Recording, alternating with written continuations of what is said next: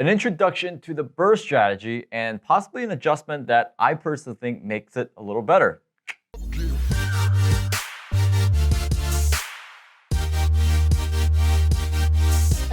Hey, what's going on, guys? This is Daniel, one half of the Kwok Brothers, and in this video, we're going to talk about the BRRRR strategy. I'm going to introduce in terms of what is the BRRRR strategy, and also a couple adjustments that I made that I personally think might possibly make it better. But before we go ahead and do that, don't forget to click like on this video. It really helps us with the algorithm in terms of getting this free information out there for everybody to be able to enjoy and see. Don't forget to also subscribe and also click on that notification bell. And I can't believe that I'm saying this, but go follow us on TikTok. Yeah, that's right, ladies and gentlemen. The Kwok Brothers has a TikTok account. So go under the Kwok Brothers and also our Instagram page. They're all in the description below in terms of our social media outlets. Go follow us, to go see us do stupid stuff and also learn a little bit more about the world of real estate investing. All right, so let's go into the topic at hand, the BRRRR strategy. Obviously, it's a very popular strategy in the online real estate investing space. I've heard a lot of people talk about it. I've heard people succeed. I've heard people not succeed with the strategy. And quite honestly, when I started traveling a lot with real estate investing, speaking engagements and training engagements, every single time that I would train somewhere in another city, an individual would walk up to me and they would say, hey, I used to have 20 houses. I used to have 50 houses. And man, I remember when I was your age, I had 200 houses. And the question would always be the same. I would always say, hey, I noticed that you said used to.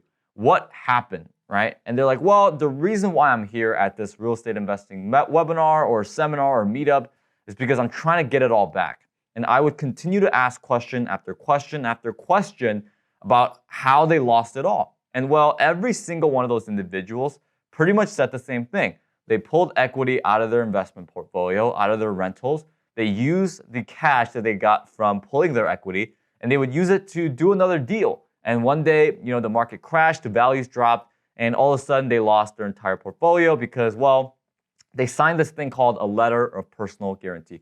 Now, if you guys don't know what it is, real quick, guys, pretty much what it is, it's a letter that a bank is going to make you sign when you have either a portfolio loan or a commercial loan with them. So either that or they're going to have you sign your name on the loan. It's like what's called a non-recourse loan. But that's a video for another day. We're not going to get too much into it. But long story short, a lot of people use this strategy and they lost their portfolio back in 2008 and 2009. And it got me thinking, why? Why did people lose a lot of that money? But before we go ahead and talk about that, we have to talk about what even is the BRRRR strategy. So let's go ahead and review it. So the BRRRR strategy is pretty much when you buy a property. So I'm not much of an artist, but it's just a cute little house. It's got way overreached roof, but we'll just go with it. You know what? Let's just say it's a porch. There you go. And that's the dog house for your pet. All right, and then we got the R, which is pretty much you rehab it, and then you go ahead and rent it out, right? So you got your happy little tenant, and then you refinance it, and then you repeat the process, right? This is the bank, and then you repeat the process. You do it over and over and over again. So you take a house that's, you buy for $50,000, you put $25,000 into it, you rent it for, let's say, $1,000 a month, and let's say the bank values the property then, it gets assessed and it gets appraised at, hypothetically speaking, $125,000. And then you pretty much refinance however much you can and you repeat the process. So here's the issue that a lot of people had. Well, when they did this process and they bought that house for $50,000, they put $25,000 into it, they rented it, right? And they refinanced. And let's say in this scenario, they refinanced like $85,000 to $90,000. Right? Because if you want to repeat the process, well, you're going to need another 50 grand to buy another house. You're going to need another 25 to rehab it. But you're also going to have to pay closing costs like a realtor fees, title fees, insurance fees, et cetera, that's going to add up. So let's say you refi $90,000 out, leaving you $35,000 in equity for the building. That's roughly a good loan-to-value ratio. And what a loan-to-value ratio is when you pretty much have the loan in terms of how much the loan is compared to the value. So in this scenario, real quick, we've got $90,000 in loans because you're refinancing $90,000 amount of equity out of your rental property, and you have $35,000 left in equity. So you got $90,000 loan compared to a house that's valued at $125,000. You divide the 90 by 125, and there you go. You've got your loan and value ratio. And then you take those funds, the 90,000, and you pretty much do another deal. That's what the BRRRR strategy is. And you know what, guys? I'm not making this video to bash the BRRRR strategy by any means. I'm not here to expose it or say that people who use this strategy are stupid. That's not what I'm here to say, right? However, I'm here to offer you an introduction to this strategy and also a possible adjustment. Well, what do I mean by that? Let's go ahead and use the same example. So you buy the same house at $50,000. It's a single family house.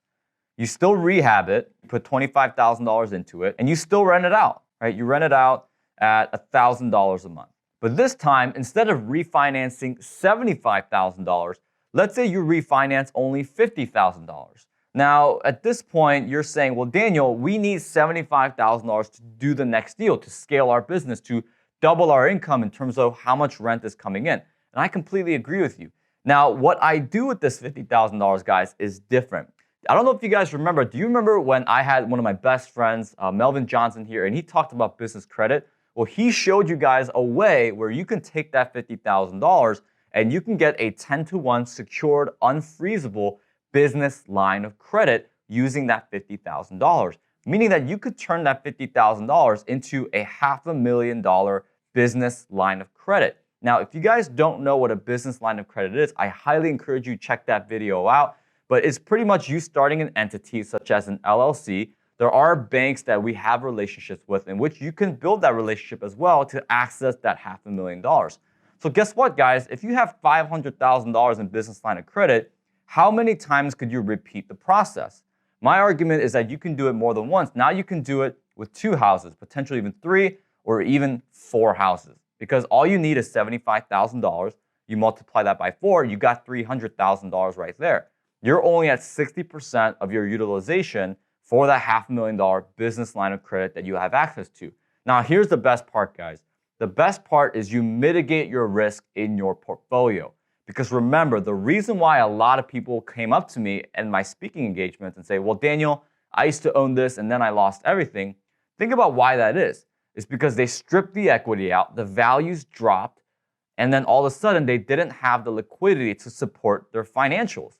So meaning that if they have a loan for $90,000 and they're refinancing, and all of a sudden the values drop to 90 or even below 90, all of a sudden you're in a position where your commercial lender may give you a call, or even worse, the asset manager for whatever bank that you're using might give you a call and say, hey, we need to call this note due, or you need to provide the liquidity to be able to support this loan to have it continue. And most real estate investors who use the BRRRR strategy, if I'm going to be honest, guys, don't have that level of liquidity lying around to be able to support their financials and keep their houses. Therefore, that's why you saw so many foreclosures happening 12 years ago. So my proposal is that you don't need to refinance $90,000. You need to refinance $25,000 less, or minimum $50,000, enough for you to access that $500,000 line of credit. So not only does it protect you in terms of risk, you have much more of a yield that will protect you if the values continue to drop.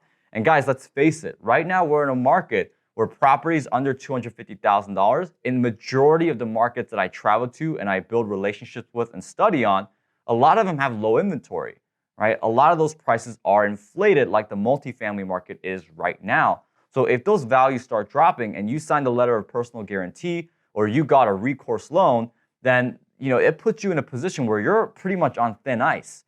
And not only that does it help mitigate your risk, but it also helps you scale faster by giving you access to more capital that's cheaper than you would have used otherwise. And now all of a sudden, what are you doing? You're not using a lender anymore. You're doing everything in-house using your own business line of credit. So again, guys, comment down below what your thoughts are. If you think this strategy is good and you want to use it, well, let me know. Check out the other videos in which we involve Melvin. I know him and my brother put out a lot of really good content on business credit. They recently put out a webinar. So if you want to check that out, feel free to go to thequacbrothers.com. But again, guys, feel free to like, subscribe, and click on that notification bell. Follow us on TikTok and Instagram. And I'll see you guys in the next video.